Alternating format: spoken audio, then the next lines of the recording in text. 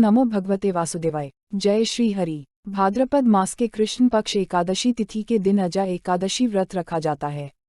अजा एकादशी व्रत को धार्मिक दृष्टि से काफी महत्वपूर्ण माना जाता है। अजा एकादशी के दिन भगवान विष्णु की पूजा आराधना की जाती है। धार्मिक मान्यता के अनुसार अजा एकादशी व्रत जो भी पूरी श्रद्धा के साथ करते हैं, उन्हें पुण्य फल की प्राप्ति होती है।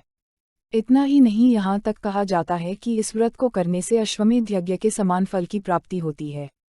इस व्रत को नियम पूर्वक करने वाले के सभी पापों से मुक्ति मिलती है और उसे मोक्ष की प्राप्ति होती है। इस व्रत को करने वाले पर भगवान विष्णु के साथ ही माँ लक्ष्मी की कृपा भी बनी रहती है। तो चलिए जानते हैं अजा एकादशी व्रत का महत्व, शुभ मुहूर्त और व्रत पूजन विधि, पारण समय और पारण विधि। उससे पहले यदि आप हमारे चैनल पर नए हैं और आपने अभी तक सब्सक्राइब नहीं किया है, तो प्लीज़ हमारे चैनल को सब्सक्राइब करें और बेल आइकॉन पर क्लिक करें ताकि आपको हमारे आने वाले हर वीडियो की अपडेट मिलती रहे। अजा एकादशी व्रत का शुभ मुहूर्त। अजा एकादशी 23 अगस्त दिन मंगलवार। एकादशी तिथि प्रारंभ 22 अगस्त को रात के 3:35 से। एकादशी समाप्त 23 अगस्त को सुबह के 6:06 पर। एकादशी व्रत पारण मुहूर्त 24 अगस्त को सुबह के 5:55 से सुबह के 8:30 तक। पारण तिथि के दिन द्वादशी समाप्त होने का समय सुबह के 8:30 पर।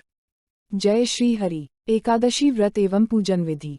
दशमी तिथि को दिन छिपने से पहले ही भोजन कर लें, रात्रि में भोजन न करें ताकि एकादशी के दिन आपके पेट में भोजन का अंश न रहे, और ब्रह्मचर्य का पालन करें। एकादशी को लकड़ी का दातुन तथा पेस्ट का उपयोग न करें। नींबू, जामुन या आम के पत्ते लेकर चबा लें और उंगली से कंठ को शुद्ध कर लें।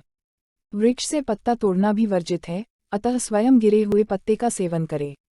एकादशी तिथि को ब्रह्म मुहूर्त में उठकर स्नान आदि से निवृत्त होकर भगवान विष्णु का ध्यान कर व्रत का संकल्प करें। अब घर के मंदिर में एक चौकी पर लाल कपड़ा बिछाकर भगवान विष्णु की प्रतिमा स्थापित करें। अब एक कलश में गंगाजल लें और उसमें रोली मिलाएं। इसके बाद इस कलश से जल की कुछ बूंदें लेकर चारों ओर छिड़कें। फिर इसी कलश से घट स्थापना करें और पंचपल्लव कलश में रखकर भगवान श्री विष्णु की प्रतिमा स्थापित करें। धूप, दीप, चंदन, फल, फूल व तुलसी आदि से श्री हरि की पूजा करें। अब घी के दीपक से भगवान विष्णु की आरती करें और विष्णु सहस्रनाम का पाठ करें। उपवास के साथ साथ भगवान कथा का पाठ व श्रवण करें। रात्रि में श्री हरि के नाम का ही भजन कीर्तन करते हुए जागरण करें और भगवान श्री हरि के नामों का जाप करते रहें। जो एकादशी की रात में भगवान विष्णु के आगे वैष्णव भक्तों के समीप गीता और विष्णु सहस्रनाम का पाठ करता है, वह उस परम धाम में जाता है जहाँ साक्षात भगवान नारायण विराजमान है। पारणा विधि। एकादशी के व्रत को समाप्त करने को पारण कहते हैं। एकादशी व्रत के अगले दिन सूर्योदय के बाद पारण किया जाता है। एकादशी व्रत का पारण द्वादशी तिथि समाप्त होने से पहले करना अति आवश्यक है। यदि द्वादशी तिथि सूर्योदय से पहले समाप्त हो गई हो तो एकादशी व्रत का पारण सूर्योदय के बाद ही होता है।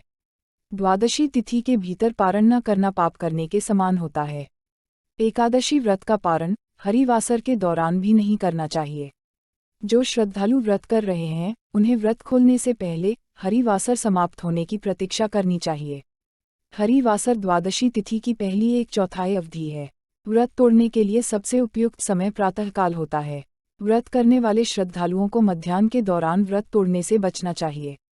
कुछ कारणों की वजह से अगर कोई प्रातःकाल पारण करने में सक्षम नहीं है तो उसे मध्याह्न के बाद पारण करना चाहिए।